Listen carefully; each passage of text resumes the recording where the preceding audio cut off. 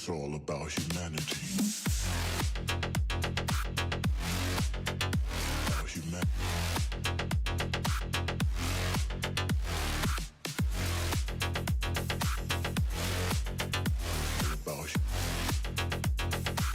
It's all about humanity. About humanity.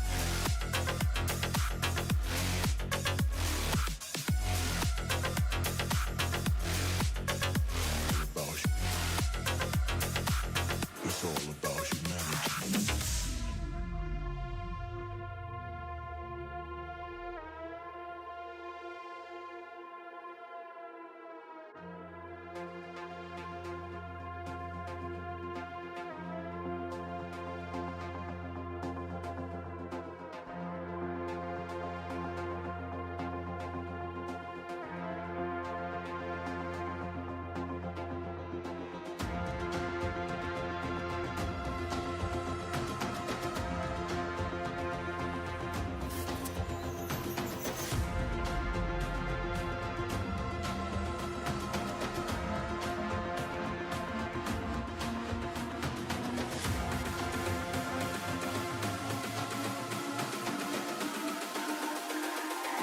It's all about humanity. About humanity.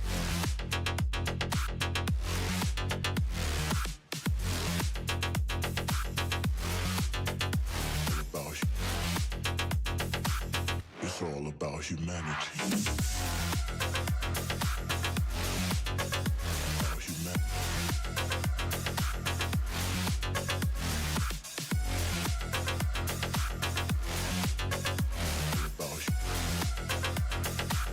It's all about humanity.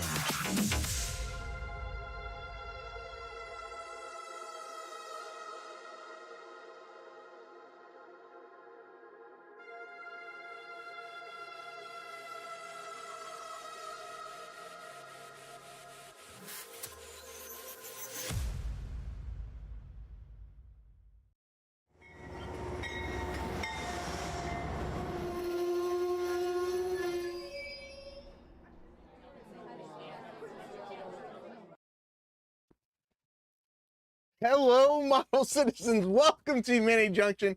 Of course, I was goofing around and I forgot to put my microphone on, but I'm here. We're getting started.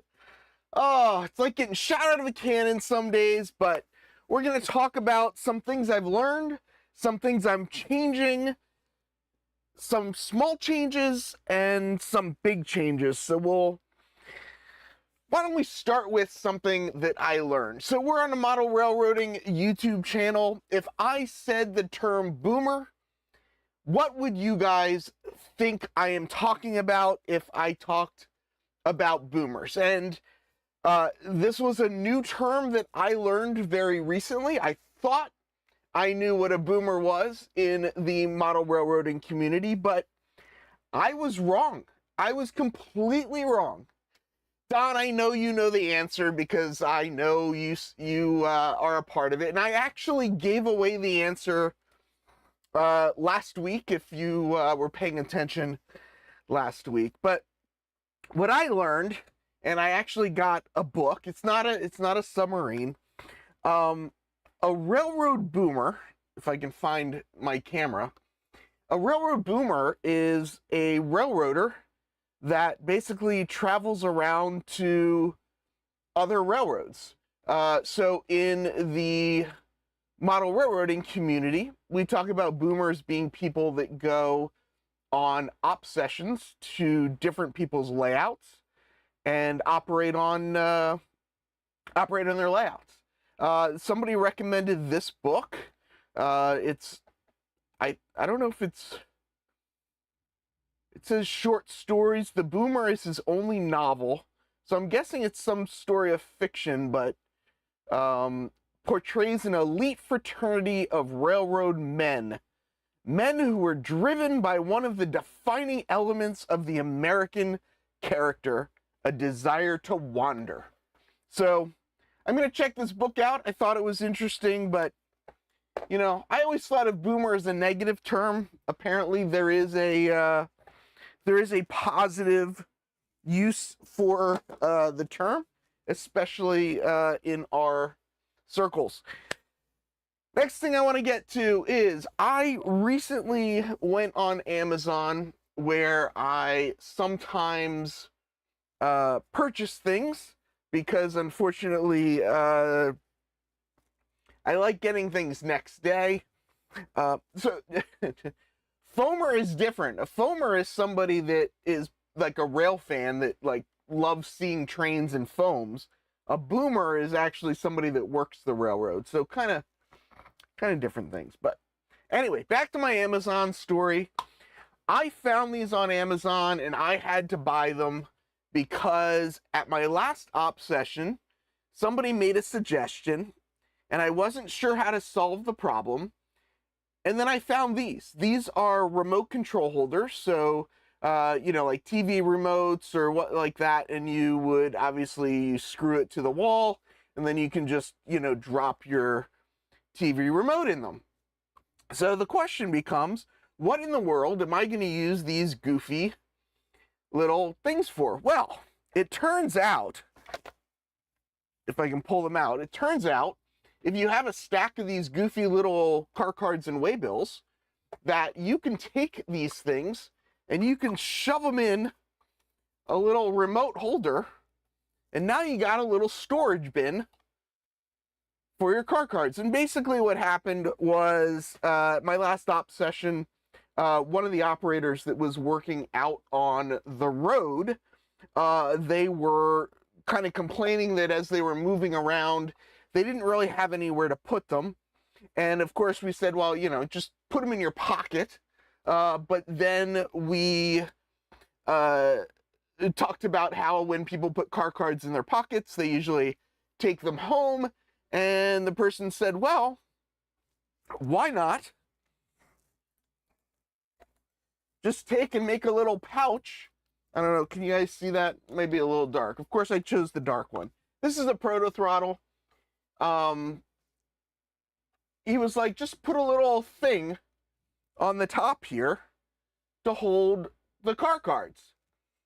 And it was like, oh, that's kind of perfect. It'll stay with the throttle, because if you guys haven't seen this yet, this is my throttle stand for my Proto throttle, and the Proto throttle obviously will come, you know, off. So if you do want to hold it in your hand, you can hold it in your hand. But if you like actually pretending you're in a real the real locomotive engineer experience, you can, you know, use it on a stand. So remote control thing, talked about putting it up here at the top.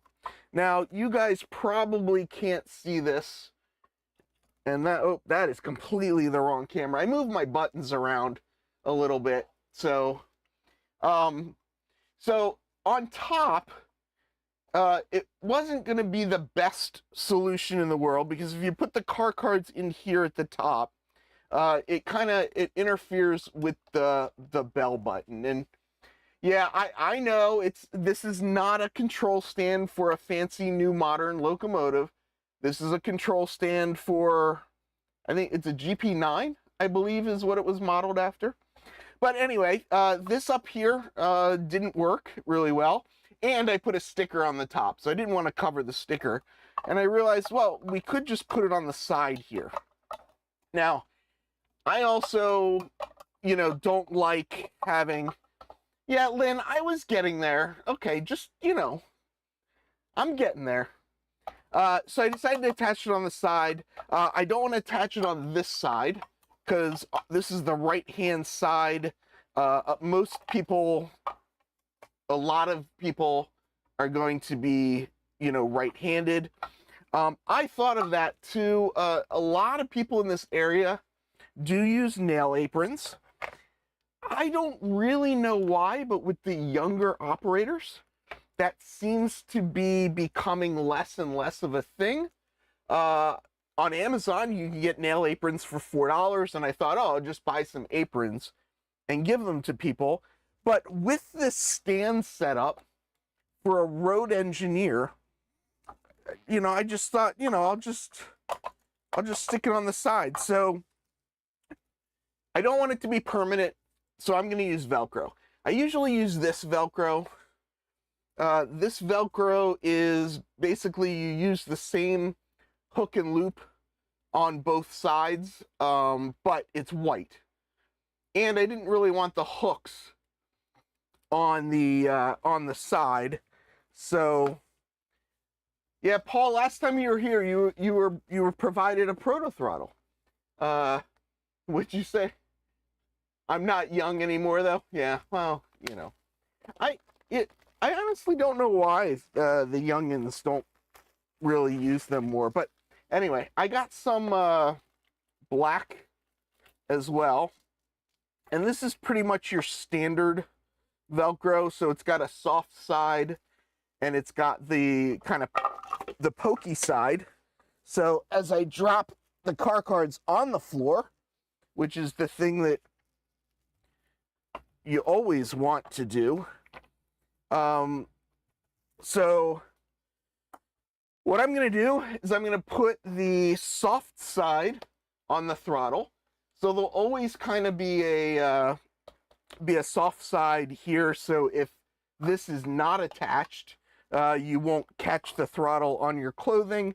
And then the pokey side we'll put over here, and we'll see if we can make it stick to this, probably kind of right up around here where I'm holding it.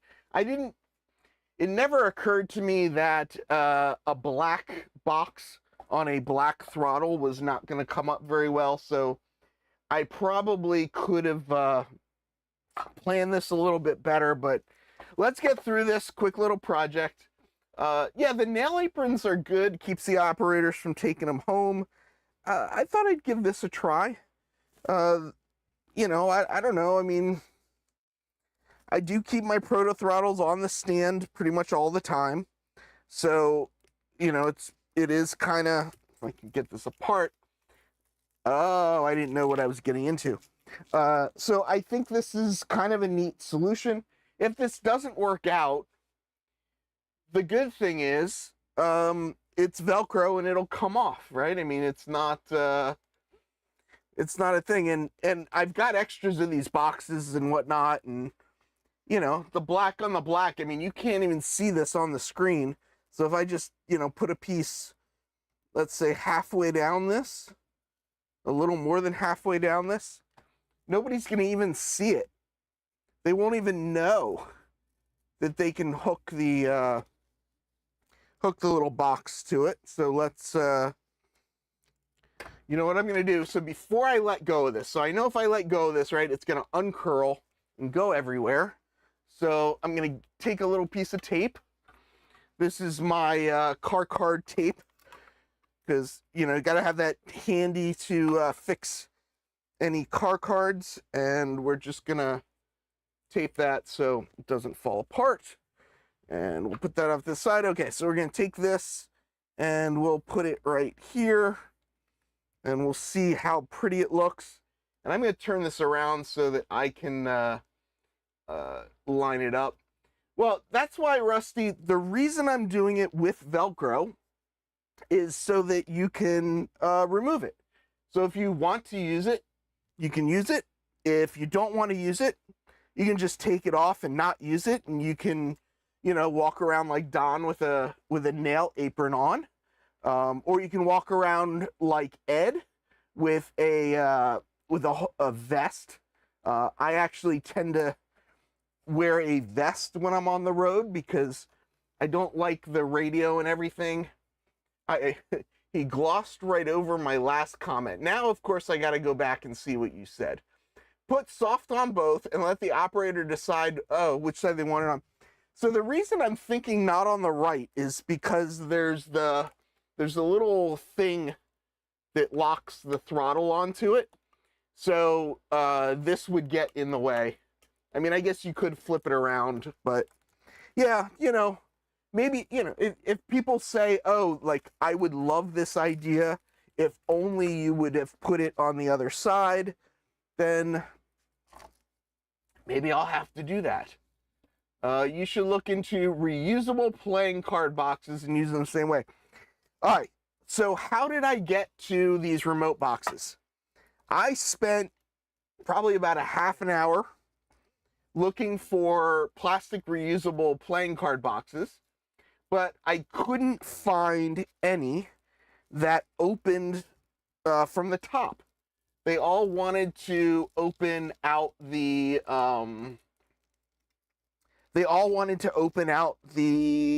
you know, the not the side, but the like the front or whatever. And I did think like, oh, I could get one of those and then modify it, and like that would, you know, kind of work. But then I was kind of like, you know, I don't know. I kept looking and looking, and I probably spent way too much time looking. I probably could have called the Timo expert in and asked for a suggestion using Timo, but I stuck with it, and I kept going and going and going and going, and you know, taping this again so it doesn't unfurl, and we'll put that off to the side. Okay, so I took two pieces, and the reason I took two pieces is because I thought it would be better, but maybe I will. So this is curved on the top up here. So I was just I was thinking if I used two pieces, it might be easier to kind of curve it and make it kind of like fit a little bit better at the top. All right, so let's try that. We'll see how that works. And yes, I am just throwing the trash on the floor right now because I don't know. That's what I'm doing right now. What did I break? I didn't. Why does everybody think I'm always breaking things? I'm trying to think about how cardamajigs or cubamajigs work. I swear I put cards in from the top, but then, but they see my memory that they would latch on the top and bottom closure. Yeah, I mean, I did look. I looked for a long time. I started looking for playing card holders. Then I started looking for like magicians, card deck holders. And then I started looking at, you know, like Magic the Gathering card holders and Pokemon card holders. And then I started looking at, basically, I looked at a bunch of, oh, I should be holding it here so you can see it. See, so now there's Velcro on it, and kind of see it depending on how I turn.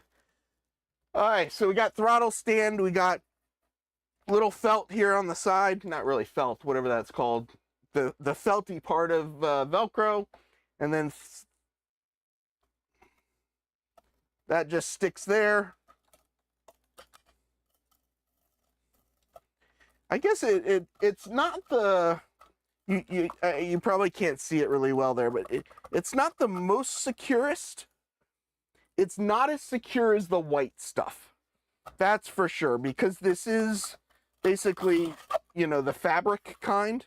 But yeah, to answer Dennis's question, because Dennis can't show up on time, it's for car cards. It's so an operator that's using the Proto throttle, if they're out on the road, they could just take the cards, stick them in the side there, and now they've got a Proto throttle. Maybe if I use this camera, it'll be easier to see. So now they got a Proto throttle with a little car card box. You want to take the car card box off and not use it, you can not use it. You don't really, there's nothing to impact you on the thing. You want to use it, perfect, great, lovely. So there you have it, folks. That was project one. I do have a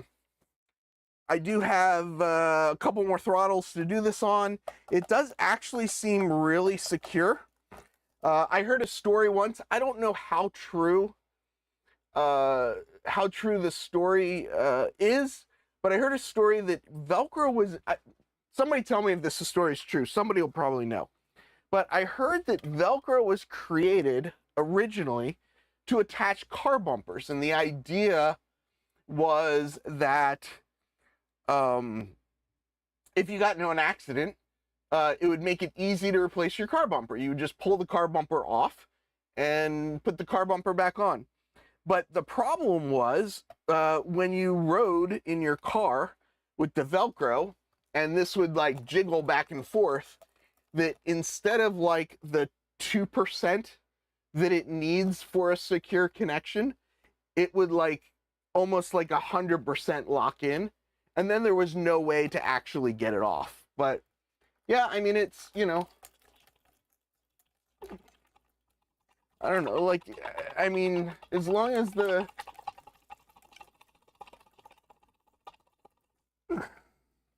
well, I did get one waybill to fly out, but, you know, if I've got an operator that is throttling my throttles that hard, I don't know. It was inspired by burdocks. Yeah, that jiggle is why I was thinking quickly remove cover box would be the best bet. I have never heard that. Yeah, I don't know if it's true. I'm just making stuff up.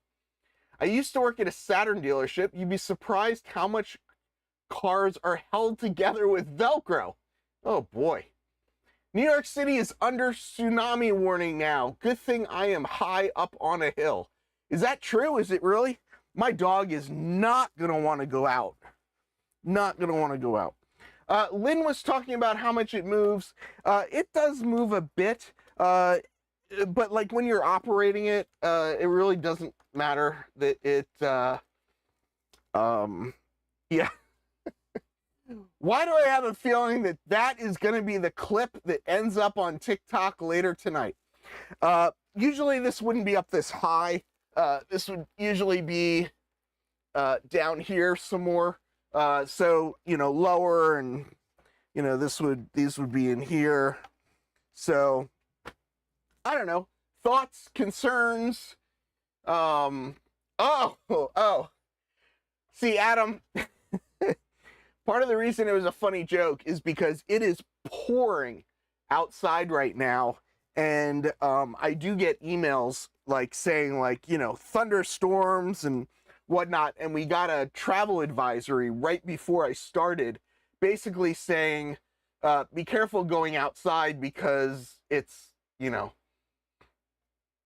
it's really bad out right now. So anyway, there it is. We'll see how it works. You know, it might be a thing. It might not end up being a thing, but you know, I got more. It came in a 4-pack. I think it was $14.99 for a 4-pack. And if you use car cards and waybills and you need a little single thing, these work. I can probably, you know, there's a little open space over here. I might put one there. I don't know. We'll see. We'll see. I like the idea. I think it was a good idea. But yeah. Colorado is landlocked. How do you have a flood watch? I guess there's nowhere for the water to go, so that would make sense. Okay. Let's move on to item number 2. What is item number 2? Does anyone remember? I think item number 2 is this right here. So I'm a bachelor for the next week and a half. The wife girlfriend is traveling to go see her brother.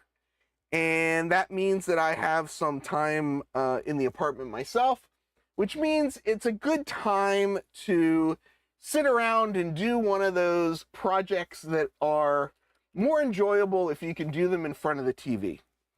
And that project that I am talking about involves these little things right here. So I got a bunch of these little wheel sets, and these are all metal wheel sets. And what I want these metal wheel sets to do is I want them to trigger the occupancy on my layout. They are small, they are tiny. You can barely see it in the camera. But I need to make approximately 300 of them for just the cars that are on the layout right now.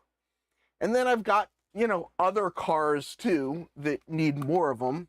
So I don't know how many are in here. I doubt there's 300 in here. Maybe there's 300 in here. But I've got these. These are the microtrains ones. These are, I'm going to like dump it out. These are my 33-inch microtrains ones. I've got some to do for Atlas as well. I don't know why Don is smacking his head, but I put together my bin of goodies. I don't know how many people have ever done this resistor wheel set project, but I got a little jig. This will help me do them. Got this off a guy on Facebook. So you just have to figure out which is the insulated side and which is the other side, and they'll all go in that little jig that I got. And I got a couple different jigs here. Let's put that on the floor so I don't knock that over. Of course, you got the multimeter because you gotta test the resistance when you're done. You've got the conductive glue, and this is carbon-based conductive glue. Carbon is not a great conductor, so I don't know how well this is going to work. This is a version that it says it's improved, but I don't know if this is any good or not. But MG Chemicals is a well-known company, so I'm going to start using this. I'll build like 10 of them and then test it and, you know, see if they work or not before I keep going. Of course, you need a good tweezer set. So this is my nicest tweezer set. They even say high precision on them. So how could I go wrong? Don says N scale resistor wheel sets like HO isn't bad enough. Yeah, I know. Got the CA glue as well. This is rubberized CA glue. This is extra thick. Got some accelerator as well. So if you don't know how this works, I would recommend asking somebody much smarter than me, because I don't really, I don't know. I'm going to figure it out. So Derek asks, does it matter which side the resistor's on? So yes, on a metal wheel set, one of the wheels generally is insulated. So I can see this, but you're not going to be able to see this. On this side here, there's a little like rubber grommet thing down there. And if you look on this side here, there is none. So this side is connected to the axle. This wheel is not. So what you do is you use CA glue, and here, let's zoom in. Let's see if we can do this. So this side is insulated from the axle. So what you do is you take a resistor and you put the resistor right here up against the wheel and the axle.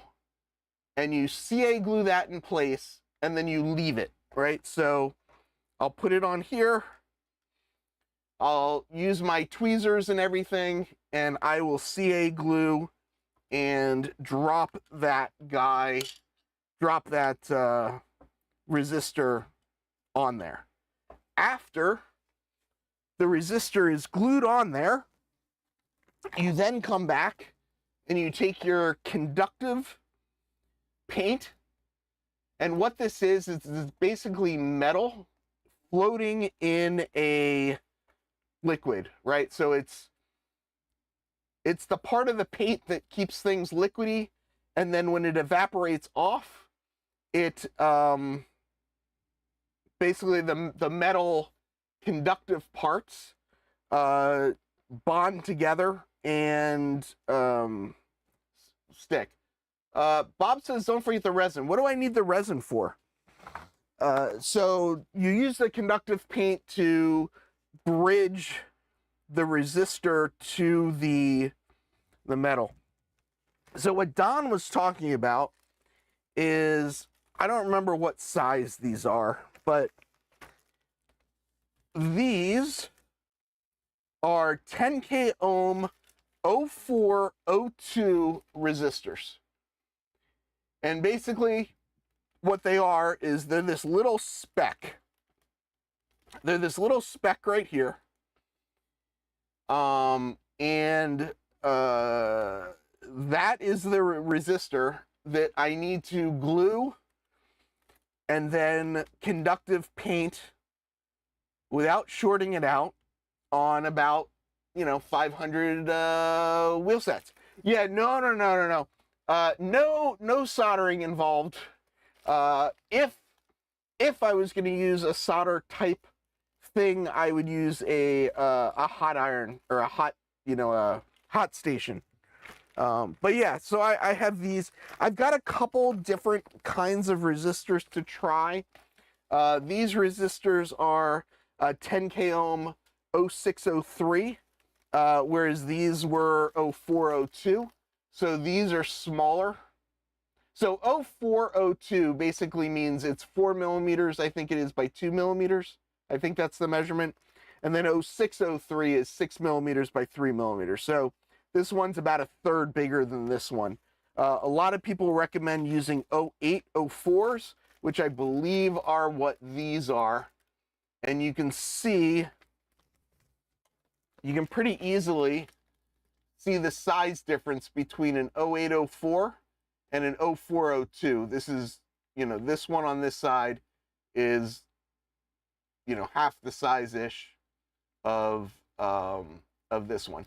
So everyone's talking about going blind, and yes, that is an issue. But Dr. Mini on his, when he does his live streams and he shows when he shows him like painting his little figures and stuff, he is always using his little eye goopy thingy. So this one has a little light on it that I can turn on, and these in here are different strength adapter thingies to make them bigger or smaller.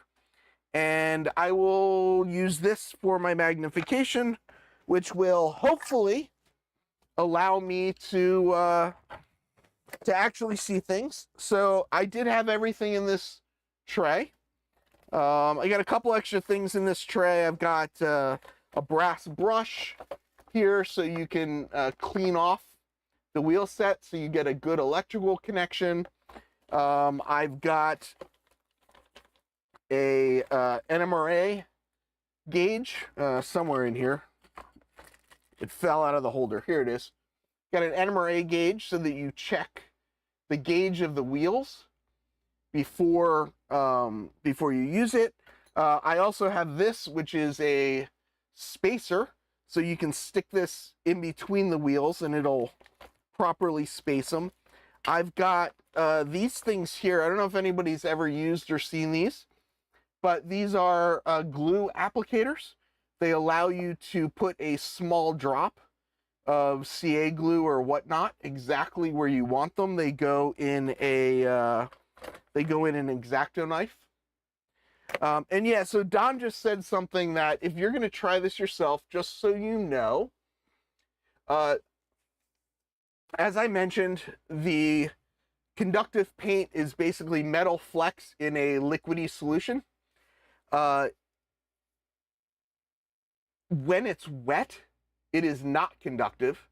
It needs to evaporate first, and then all the metal particles, basically, when the, what is it called? The solution that it's floating in. It's actually called something. I forget what it's called. But when that solution evaporates, all those little metal pieces come together, and then it becomes conductive. Where did you find that wheel spacer? Yeah, so this is This is from DCC Concepts. They make them in N scale and HO scale. I got them from Iron Planet Hobbies, of course. Thank you. That's it. A liquid suspension.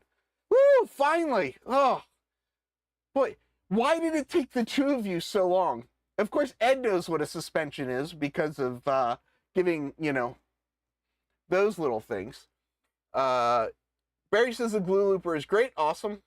Isopropyl alcohol. I did not think to grab some of that, but good point. I do have my 90, you can't even see it in that camera. This is, come on, Heath. 99% isopropyl alcohol. I like the 99%, has virtually no water in it. This one is mostly used. So I will add that to my pile. And yeah, Iron Planet Hobbies is a DCC Concepts dealer. Don't forget, you can get a 10% discount. Just use the code HUMAN, just like my channel, Human City. Yeah. So spacer is called a back-to-back gauge. Oh, Don has used the conductive pen. I thought about trying the conductive pen. I wasn't sure how that would work with me getting in there. I'll probably use one of those little glue loops to get the conductive paint in, because you don't want that conductive paint to run and end up, you know, closing the gap that you're trying to get it. No, so no dielectric grease. You're actually trying to, you need to maintain the connection. And if you use the dielectric grease, it'll eventually kind of get in there and, yeah. Yeah, if Ed can't use the pen, I don't know. But, I don't know, I got like a whole bunch of stuff. So, I figure it's a good project to do. Oh, a sewing needle, that's an interesting idea. I mean, those glue loopers, essentially, they come in different sizes.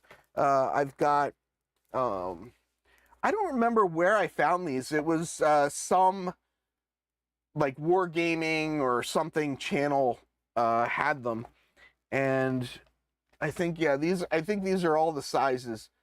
This is a V4 bundle, a V3 bundle.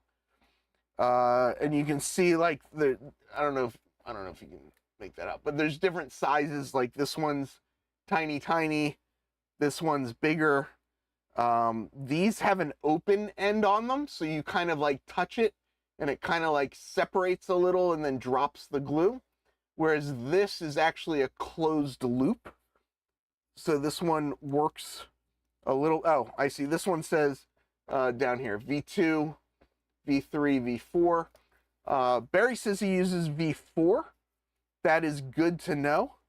But yeah, they go in an X-Acto, you know, an X-Acto holder. Single shot here. Let's Creative Dynamic, not sponsored. Creative Dynamic LLC is who makes them. I don't remember where I bought them, but I don't know. Check them out. I think they're kind of neat. All right. For those of you that have been around for a while, you know, oh, Amazon has them? Good to know. Did you just look that up, Adam? Are you about to buy them? Yeah, for doing the small things, for example, like if you do a lot of scratch building and stuff like that, it's probably something good to have, because it really does help. I mean, you can use a toothpick, you know, like Barry said you could use or somebody said you can use a knitting needle. You know, there are lots of options. That's a specifically made tool that, you know, will spend a lot of money. Yeah, Amazon can be more expensive, so just keep an eye on that. All right, 20 minutes left. Let's talk about this thing in my life that keeps constantly changing, constantly changing. So my last op session, I had 4 people instead of 3 people. I had originally thought that this was going to be a 3-person operating layout with possibly, you know, a remote dispatcher and possibly a remote like engineer with a local conductor. And I thought that was kind of going to be the limit. But then during Island Ops, we had, I think it was 6 people in this room, and I was just sort of handing out trains and people were running trains, and it was like complete chaos. But it kind of made me realize that maybe I don't need to limit it to 3 people. And it made me think, what if I added a 4th person? What if I had somebody running the north yard, somebody running the south yard, and then I had 2 people doing all the other work? And I realized with 3 people, I was never finishing the session.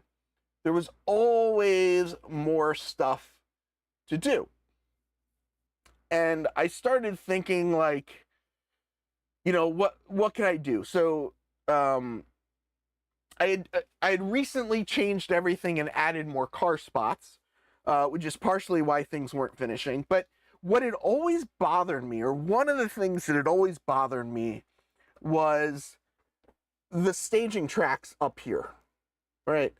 So the way this layout was initially designed, and if you go to humancity.org, which is my website, I have a whole page on the layout, and I have the design on there if you want to take a look at it. But the way this layout was originally designed is I thought that this here on this end was going to be basically a north staging yard.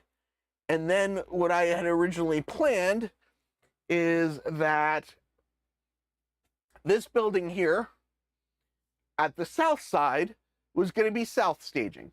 And originally all 3 tracks were going to be inside this building. And what that would allow you to do is take a, let's say, a passenger train from here and just run from here and run all the way down across the layout and end up here. And that was the original thought.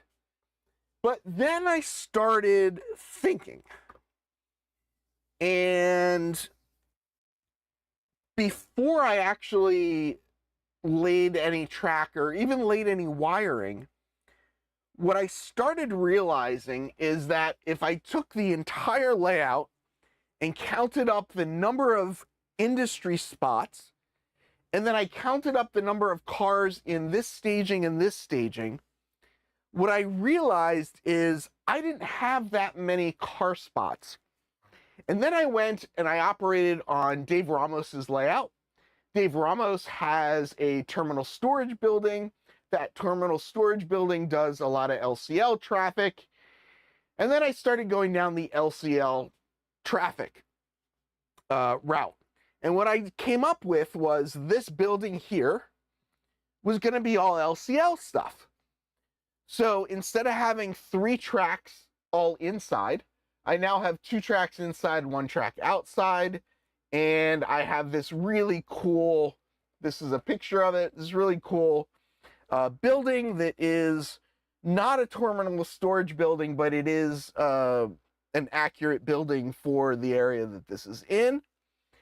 And it kind of made things start, you know, changing around a little bit on the layout, right? So what ended up happening is that became 8 and 8 plus 4, 16, 79, 20 slots. It's now up to 24. It's now 8, 8, and 6. And I think that's a good number.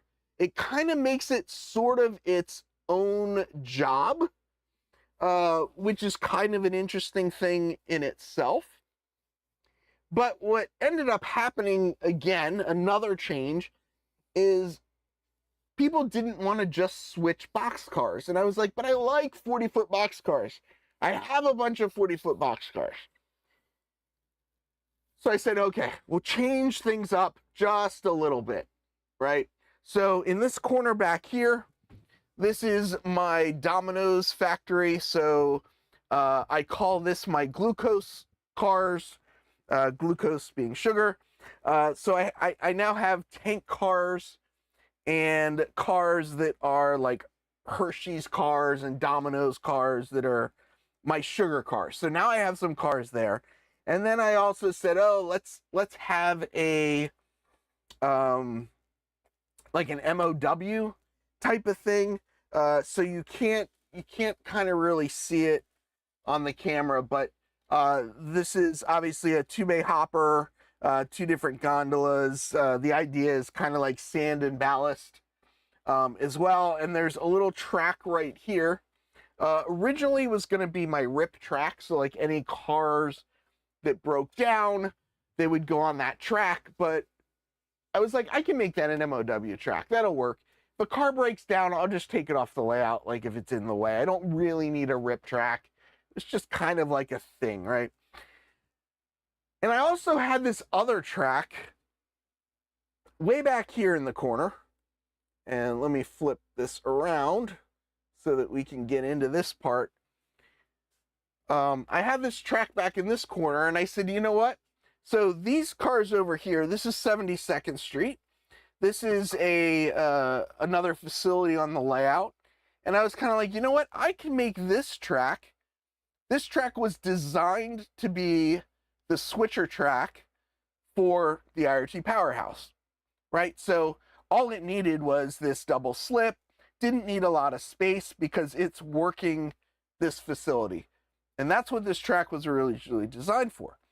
But now that I'm adding MOW stuff, I can't just have MOW stuff on the north side of the layout. I also have to have some MOW stuff down at the south side of the layout. So I was able to basically remove these locomotives, put these 3 cars in there, and now I have a little MOW facility on the south side of the layout. The problem then became, though, is how do I get these cars that are back here out? Basically, you have to go inside the IRT powerhouse with your locomotives to get them through this double slip. And it was kind of one of those things that now that this facility had so many car spots, you didn't really get to it, right? So I was leaving the engines here kind of outside, you know, next to the powerhouse instead of, you know, in the terminal. But, you know, getting to these were hard. They almost never got done. So one of the new changes is that these are going away. So these are coming off the layout. That's going to go back to being an engine track. So what that means is all of these waybills go in the garbage. And now I've lost 3 spots on the layout, which really isn't that big of a deal, right? If I really wanted to add the spots back, what I could do if I really wanted to, and hold on everybody, we're moving, is I could add 2 spots here, easy enough. And I could add 1 more spot on the north side of the layout up here where the MOW is. So that would take me back up to the same number of spots. I don't know that I need to do that. So I was like, okay, so now we're going to reprint all of the waybills. And this will be version 7 of the waybills since I switched from switch lists to car cards and waybills. So I was using JMRI Operations Pro using switch lists and operating the layout. Then I switched to car cards and waybills because I wanted to control the movements a little bit more. So this will be going on to version 7 of the waybills. And then I was thinking, I kind of came back to my staging problem. So the way I currently am kind of using the staging and bringing these trains on is essentially the train goes that way, right? And then it just backs up right into here. And then the cars that come from here go that way and then just back into here. And I mean, it gets in the way of the yard guy, which is, part of the thing, right? It slows down the op session, but then the road trains don't really go anywhere. So we're talking about the layout today, this afternoon. So if you're arriving late and you want to hear about the layout, you can come right here. And yeah, and it gets in the way, and it doesn't really serve a purpose in the op scheme of the railroad. It was more just an annoyance, right? You're just moving cars one for one, and it didn't. It was fine, it was okay, but it wasn't great.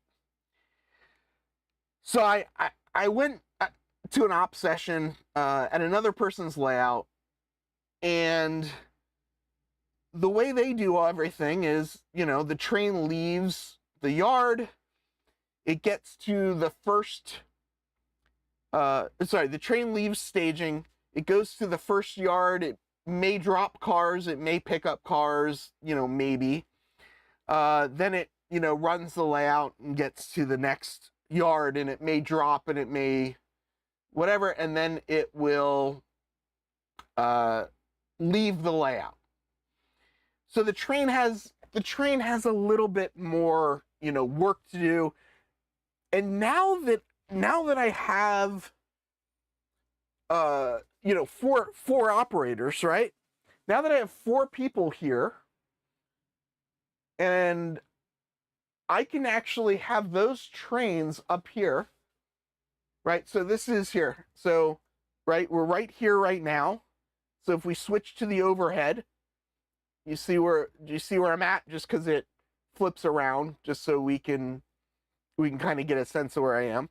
So this train used to just kind of live up here. But what if this train came onto the layout with loaded cars that would get switched in the same session?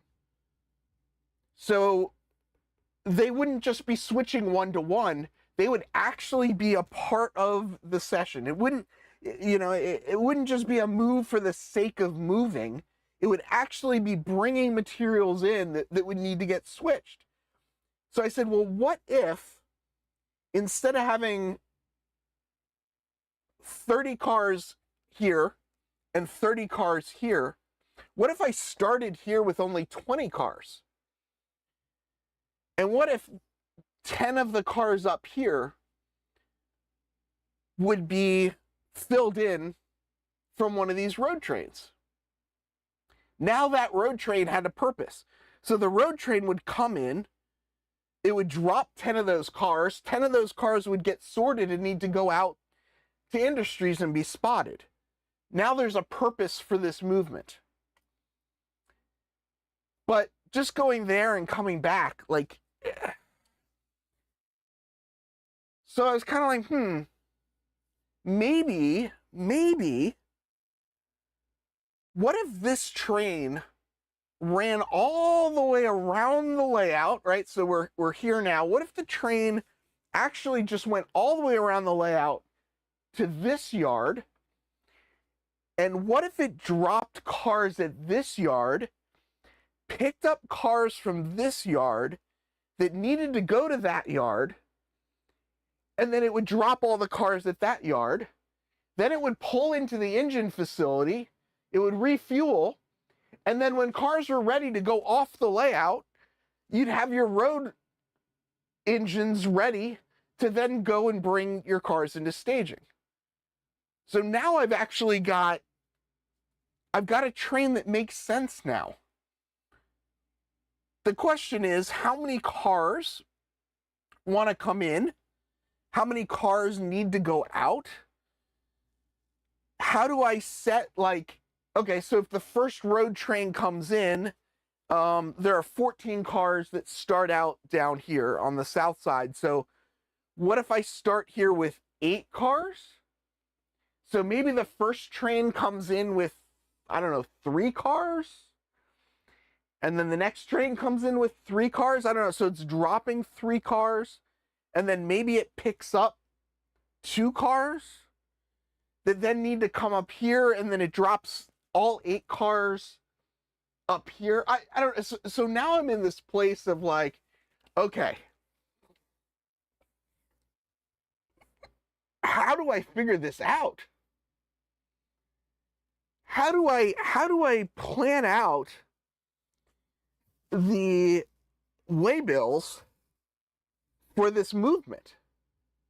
And the other thing I started realizing by doing this is it's going to allow for some more randomization. Because what if it doesn't bring all the cars in that session because one of the cars that was expected didn't make it on the train? So maybe now we end up with a car spot that didn't get a car that session. And then maybe one session we end up with 2 cars for that same spot. And now what do I got to do with that car? And now I'm building the randomization back into the layout. So it's funny you say this. There was a podcast that I listened to recently. I don't remember the name of the podcast, but I think it was like a Don and a John or something like that. And they were talking about how they would just stare at their layout. And they just kind of like come in and just like stare at it. And just think and kind of like imagine, I guess you can say, how things would operate. Right? This is not a prototype layout. I don't have a prototype to follow. I don't have something to say, okay, you know, every day 3 road trains come in, right? Like, I don't know. Like, could it be 4? Could it be 2? Should I have 8 cars come in? Should I have 16 cars come in? Should I have 30 cars come in? Like, I don't know. I don't, like, what load can the railroad handle? What load can the operators handle? What load can I handle?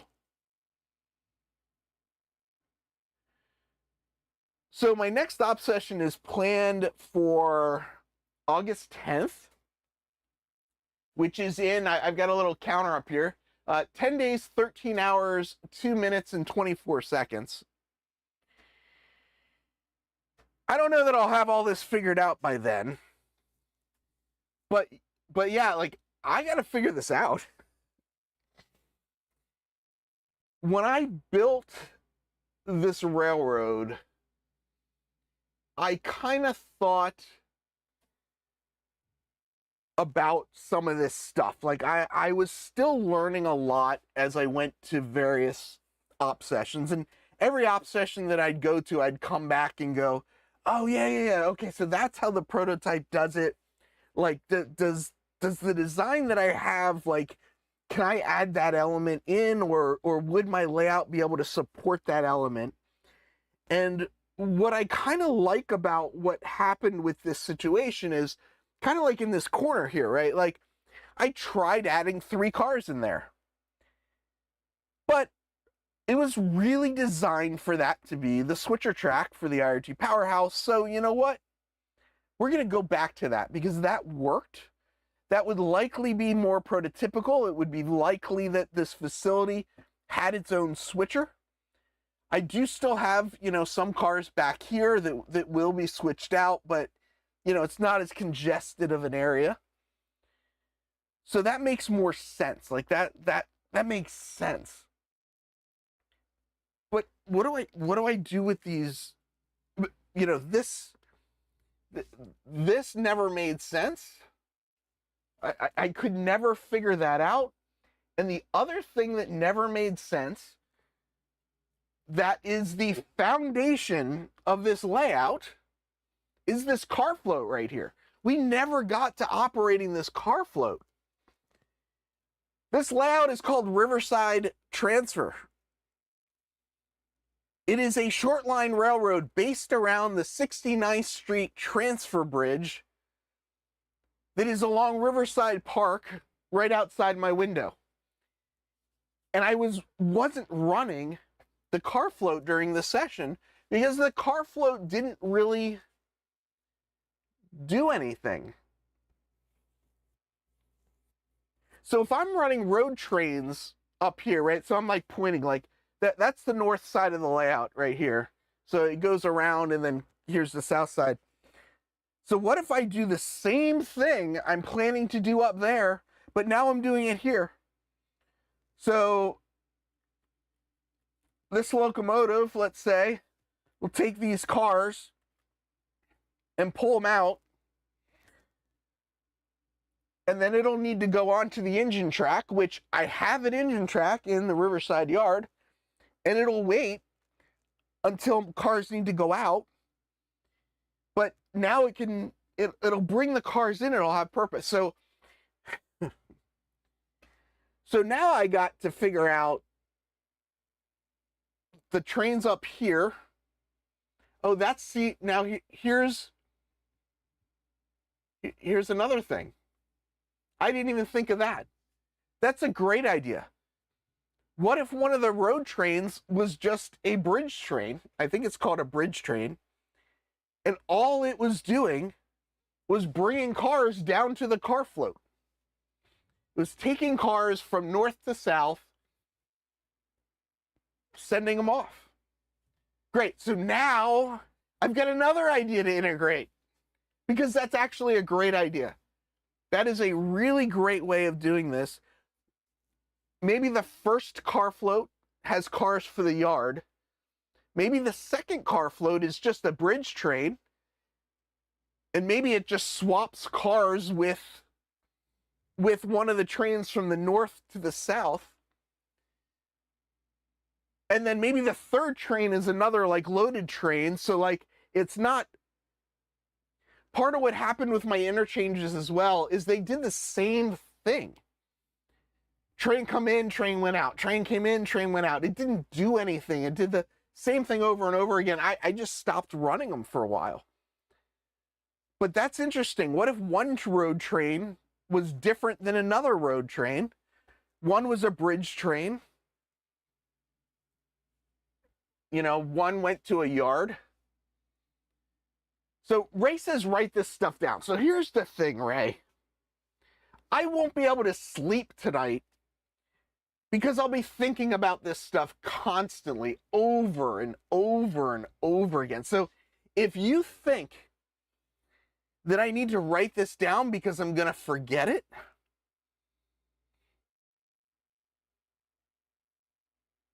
you know, I think, Ray, you may have heard that podcast that Don and John were talking about, where they talked about just going in and staring at the layout. So Ray says, so you can organize it. Okay, Ray. I'm gonna share something before I get out of here, because I kind of think it's kind of funny. I don't know how funny it is. Is it funny? I don't know that it's funny. But no, that's the wrong one actually. Let's show you a different one. Let's show you I don't even know. It's gone through so many different changes. Maybe it's in here. Here, no, that's not it. Where is this file? So I haven't gone through this file in a little while. The last version 6 was made in April. So I changed my paperwork a little bit between April and now, and I kind of I changed how I was doing some things. So now I'm trying to find what I was originally looking for. I think, is it going to be one of these? Let's try this file. Yeah, here we go. Okay. Ray says get organized. This is going to hurt your head. But some people might like it. So here's a spreadsheet I have, right? This is the, oh, this is kind of the wrong one, but here's all the waybills. Here's all the waybill data. This is what creates all the waybills. The zone and track information for the layout. We have just the, the letter locations, because at one time I had the trains all based by the yards, and here are some job boards. Here are my yard cards for the 2 different yards. Let's see what else is here. Respot cards, storage cars, spot checklists. These are my blocking documents. If we then go to this document should have, so this is, this seems to be broken for some reason, but this is all the spots per track as well. This isn't the one. Oh, here we go, train cards. This is the one. So I've got all of these train cards. So here's the train schedule, all the data for the train schedule. Here's my train priority list. This is what we're currently basically using to prioritize everything. Here are all of the trains that currently get run on the layout. Here's the train list split up. This is now the trains created into cards, right? So instead of having all that paperwork, everything was put on these cards now. So front and back of the cards. And then here's the old train schedule. So I had this schedule, which was basically the train number on the left, the origin, the destination, the train description here in the middle. And then here was who builds the train and who runs the train. So yeah. Is this all for... Oh man. No, it's not. But it is funny that you say that, because I don't know that I should actually probably share this, because this will show you just how insane I am. So I hesitate to show this. These here, these are all the different, my ops folders, right? Like, so all of the ops stuff that I've like downloaded, researched, all that kind of stuff. So Bay Rails 10, I've got Bruce Chubb, Sunset Valley. So I have his ops paperwork. Burnt Hills and Big Flats, I don't remember whose that is. Dave Abeley's Onondaga Cutoff. So any layout that I found that hosted their operations paperwork on the web, I would basically download it. So Dave Abeley's, Dave Barrazo, Dave Ramos's, some guy named Don Iris. I've got some stuff from his layout here. John Faraka's Stone Canyon. That right there. I don't know if you can see that. Let's move this over. John Parker's BNF Fall River Division. So I've got all of John's paperwork as well. And yes, I've read through all of his paperwork. A guy named Late Night Hobbies, Napa Valley, New Haven Rails, New York Central, Research, General Research, Ops to Drop folder. Here's the OpSig 19 Copy 3 West, which is their book on timetable and train order. Here's some podcasts I downloaded. River Rail 2024. Here's my layout. Tom Klomoski stuff, West Island Railroad.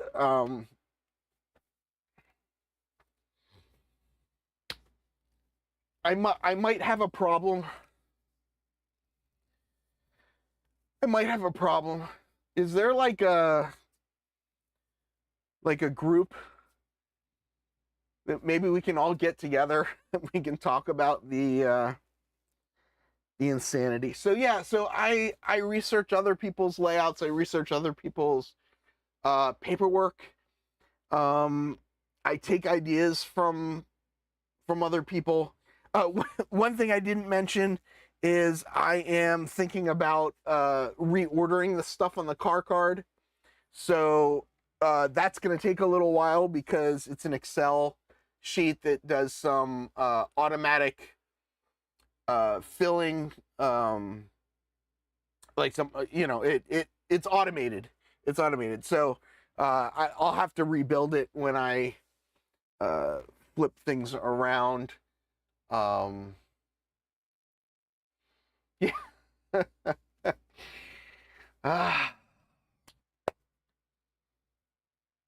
So I blame people like Don Iris. There's a podcast out there that's doing a whole operations series. So I blame that podcast. I blame guys like Ed and Joey and John and all these people for causing this struggle that I'm going through. But I don't know. I mean, if anybody wants to help, even just with moral support, I'm happy to go. Ray, if you're really in New York City, or if anybody is ever in New York City and wants to come see this, wants to come just run a train, wants to come to an op session,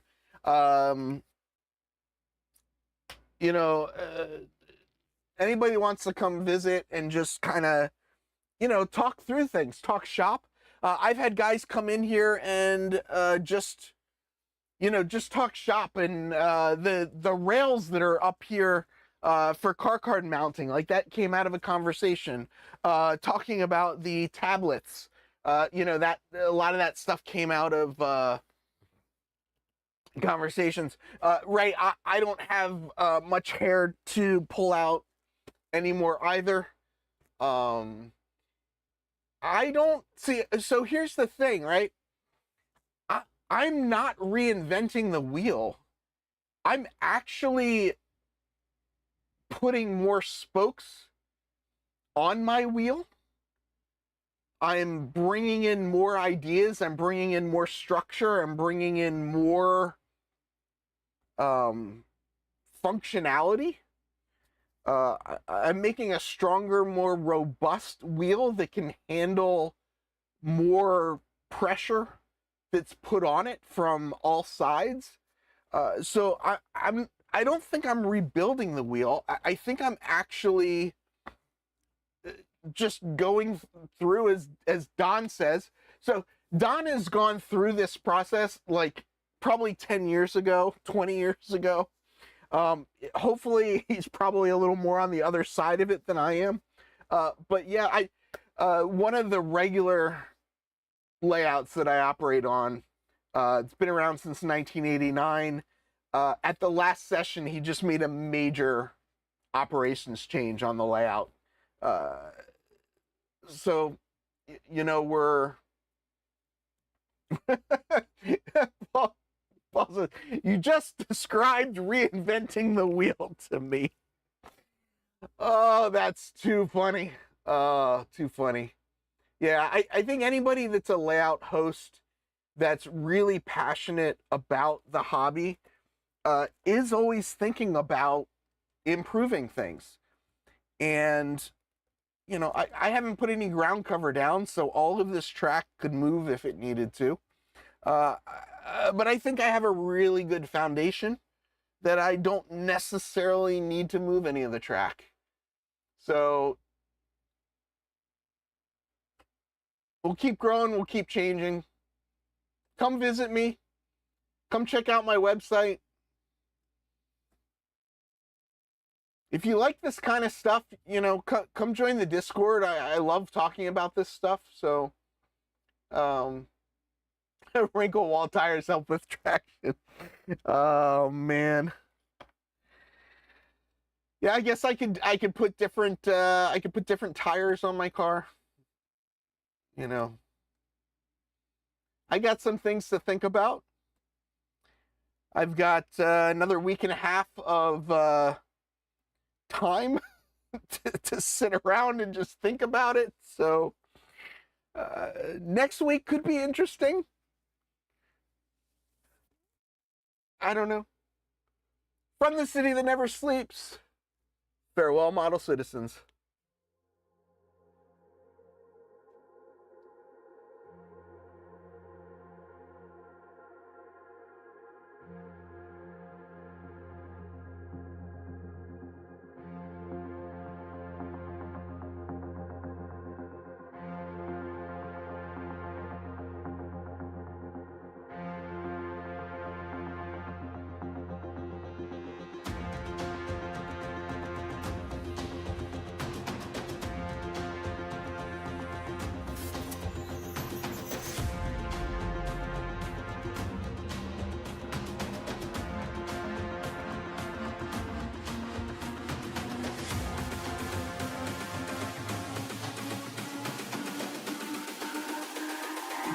It's all about humanity.